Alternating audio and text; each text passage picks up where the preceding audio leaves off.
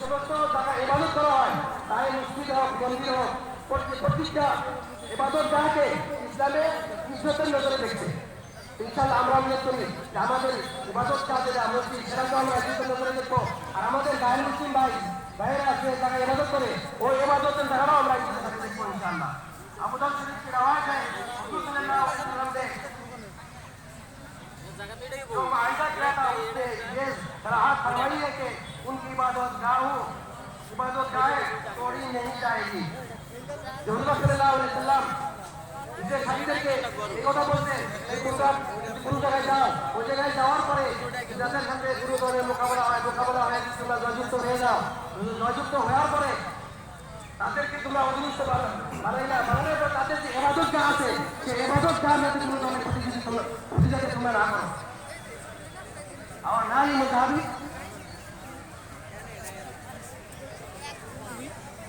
আমি সমস্ত যুবক ভাইদেরকে অনুরোধ করে বলতেছি যে নামাজের মাত্র আর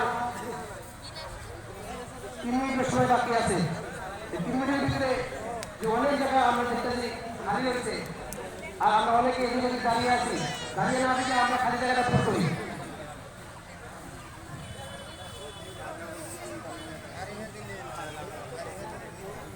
আর নামাজ ইনশাআল্লাহ আপনাদের হবে, যেটা আগে এলান হয়ে গেছে।